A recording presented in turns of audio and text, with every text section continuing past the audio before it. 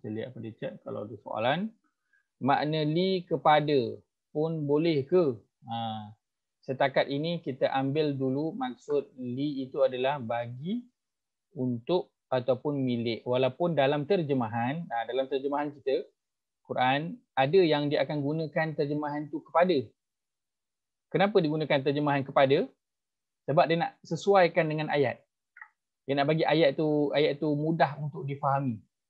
Sebab tu digunakan terjemahan kepada.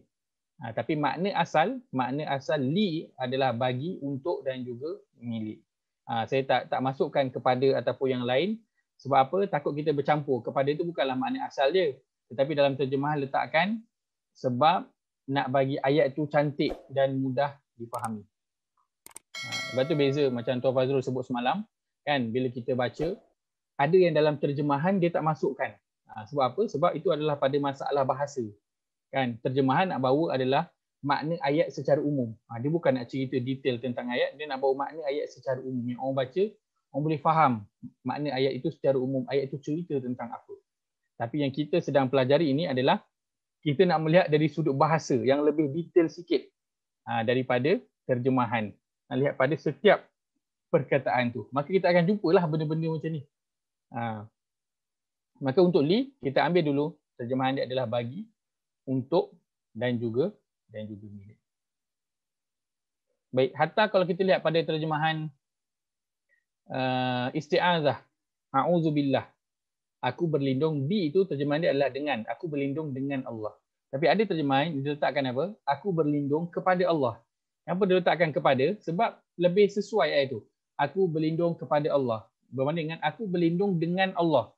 Kan? Berlindung dengan Allah tu macam mana? Allah sama-sama dengan kita berlindung ke? Kan? Jadi bila letak aku berlindung kepada Allah, maksud menunjukkan kita menuju kepada Allah untuk berlindung. Umpama kita tengah bawah terik panas, kita pergi dekat tempat bawah bumbung untuk apa? Untuk berlindung. Kita pergi kepada untuk berlindung. Kan? Kalau kata saya berlindung dengan bumbung. So macam bumbung tu sama-sama dengan kita berlindung. Bumbung duduk sebelah kita. Kan? Kita berlindung dekat mana? Tak tahu. Tapi dalam terjemahan dituliskan aku berlindung kepada Allah. Kenapa? Sebab nak bagi ayat itu mudah untuk difahami. Tapi makna bi itu, makna dia bi, perkataan itu maksud dia adalah dengan. Baik, kenapa gunakan bi? Tak guna je a'udzuillah. Pertama, itu adalah dari segi kesesuaian bahasa. Itu yang pertama. Yang kedua, setiap huruf jar itu dia ada membawa maksud yang lain. Dia bukan saja bi yang maksud dia dengan, tapi bi itu ada juga maksud-maksudnya yang lain yang tidak dituliskan dalam terjemahan. Untuk bi, paling kurang dia ada lagi 14 makna. Untuk bi sahaja ada 14 makna lain.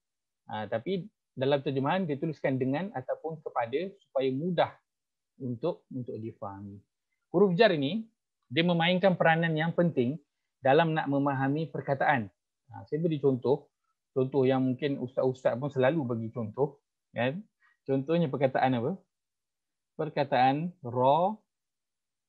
riba. Kan? Pernah dengar tak perkataan at-targhib wa tarhib? Kan? Dia asal perkataan dia riba. Baik. Riba dalam Al-Quran kita ada jumpa riba an. Satu lagi ada riba fi. Baik, kita lihat macam okey je riba an, riba fi, macam biasa je. Tapi dari segi terjemahan, riba kalau dia berjumpa dengan an maksudnya benci. Riba kalau jumpa dengan fi maksudnya suka. Beza dia kat mana? Beza dia dekat huruf jar. Bukan beza daripada perkataan main, perkataan yang utama tu riba, bukan. Perkataan dia pada huruf jar. Sebab itu huruf jar yang Allah pilih, yang Allah letakkan dalam satu perkataan tu, itulah dia perkataan yang tepat. Yang mungkin tak tepat adalah terjemahan kita. Sebab kekurangan bahasa kita nak menterjemah bahasa Arab itu. Tetapi penggunaan yang Allah guna mesti tepat. Sebab tu Allah guna a'udzu billah. Allah tak guna a'udzu ilallah atau a'udzu lillah. Allah guna billah, mesti tepat. Huruf jar yang digunakan. Macam riba ni, kan? Lepas tu kadang nak guna huruf jar, kan kadang kena panjang sikit fikir dia kan. Kita kata saya suka kepada perkara ini. Kita kata. Tapi maksud kita itu, tapi kita kata raghibtu an hadha. Kita nak kata saya suka tapi rupanya saya benci perkara ini. Jadi lain pula maksud dia. Sebab apa? Beza hanya pada huruf jar sahaja. Baik, maka yang kita bawakan ini adalah makna asas untuk huruf jar itu. Nanti bila kita pergi lebih lanjut, kita akan melihat pada tahap-tahap yang seterusnya, kita akan melihat pada makna huruf jar itu secara spesifik apa lagi makna dia yang lain. Baik.